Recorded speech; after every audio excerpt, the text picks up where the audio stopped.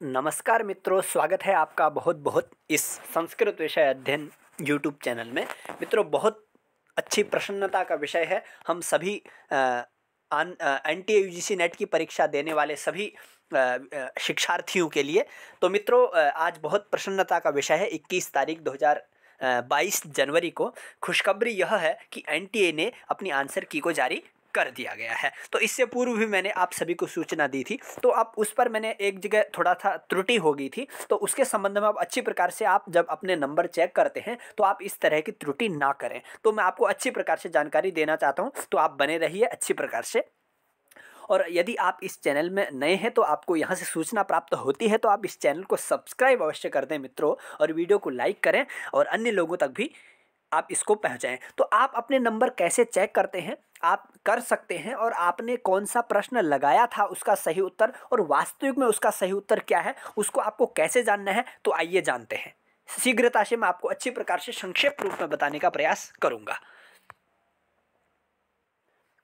तो मित्रों, जब अपने फ़ोन पर आप एनटीए यूजीसी नेट की ऑफिशियल वेबसाइट खोलेंगे तो आपके समक्ष जहां पर ये सूचना मिली है, इसके ऊपर आपको ये नीला नीला लिखा हुआ दिखाई देगा, यूजीसी नेट दिसंबर 2020 और जून 2021 के लिए मुख्य चुनौती प्रदर्शन, मुख्य चैलेंज। इस तरह से आपको, अगर अंग्रेजी भाषा में है तो वहां पर इस तरह से लिखा रहेगा। तो आपको और कुछ नहीं करना है, इस पर आपको क्लिक करना है।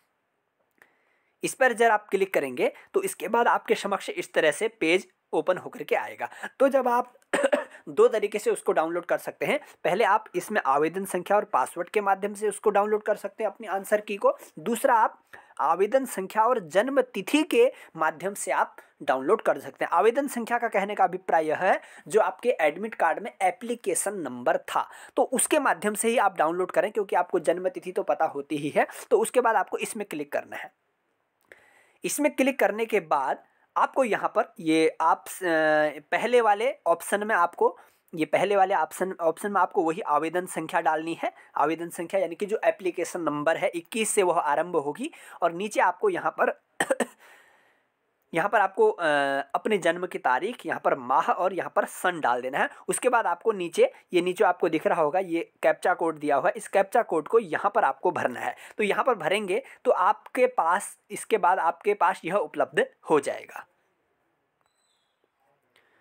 तो जब आप अपनी जन्म तिथि और आवेदन संख्या डालेंगे तो उसके बाद आपसे, आपके फॉर्म से संबंधित पूरी जानकारी आपके पास उपलब्ध हो जाएगी। जो आपने जब फॉर्म भरा था, ये सारे चारों स्टेप आपके समक्ष, और सबसे नीचे जब आप जाएंगे तो तब आपको आंसर की से संबंधित सूचना मिलेगी। जब आप इस पहले वाले में ओपन करेंगे तो इसमें आपका वही प्रश्न पत्र डाउनलोड होगा, जिस प्रश्न पत्र को आपने परीक्षा दी थी। इस पर यह दिखाया जाएगा कि यह प्रश्न है, उसके यह 4 प्रश्न हैं, वो मैं आपको भी दिखाता हूं। और इस पर आप क्लिक करेंगे तो इस पर क्लिक करने के बाद आपको आंसर की दी जाएगी, जो एनटीए ने अपनी तरफ से सभी प्रश्नों के उत्तरों को प्रदर्शित किया है। वो मैं आपको दिखाता हूं आंसर की कैसी होती है और वो क्या है, उस पर आपको नंबर कैसे पहचानने हैं उसको भी हम अच्छी प्रकार से जानेंगे। एक प्रश्न मैं आपको करके दिखाऊंगा।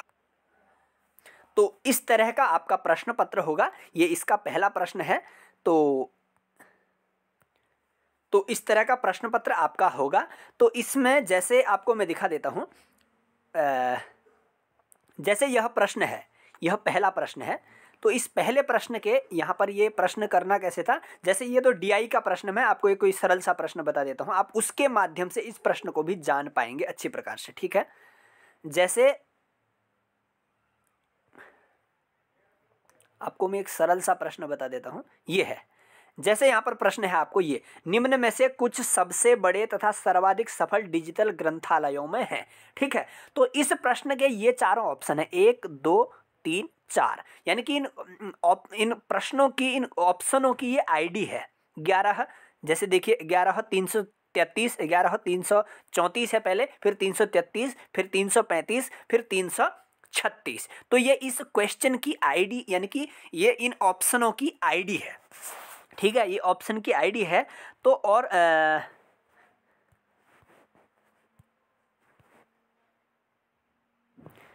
इन ऑप्शनों में क्वेश्चन आईडी यहाँ पर लिखी रहती है। जैसे ये क्वेश्चन आईडी इसकी यहाँ पर है, और ऊपर वाले प्रश्न की क्वेश्चन आईडी ऊपर है, यहाँ पर है।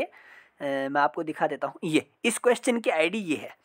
क्वेश्चन आईडी क्या है 2834। तो 2834 वाला प्रश्न आपको आंसर की में दिखना होगा कि 2834 वाले ऑप्शन के आगे उन्होंने सही वाली ऑप्शन आईडी कौन सी लिखी है। जैसे ये 4 ऑप्शन में, इन ऑप्शनों में से एक चौथा, जैसे ये जिसका भी ये प्रश्न पत्र है, ये मेरा प्रश्न पत्र है जैसे, तो उसमें मैंने कौन सा ऑप्शन चुना है 11335, यानी कि ये मैंने चयन किया है इन चारों में से। अब यह नहीं है कि यह इसका सही उत्तर होगा, यह मैंने चयन किया है। ये इसका सही उत्तर कहाँ पर होगा, जो आंसर की नीचे वाले ऑप्शन में मैंने आपको कहा था, तो वहाँ पर एक यह दिया रहेगा, एक तो यह क्वेश्चन आईडी दी रहेगी, एक वहाँ पर उत्तर दिया रहेगा यानी कि इन चारों ऑप्शनों में से जो सही उत्तर है वो सही उत्तर की आईडी वहां पर दी रहेगी। तो इस तरह से आप अपने प्रश्नों की जांच कर सकते हैं। तो मित्रों, इस तरह से यदि आपको कोई त्रुटि हो तो समझ में ना आए तो आप कमेंट में पूछ सकते हैं, फिर भी आपका स्वागत है। तो फिर अग्रिम कोई नई सूचना लेकर के मैं आपके सामने उपस्थित होऊंगा।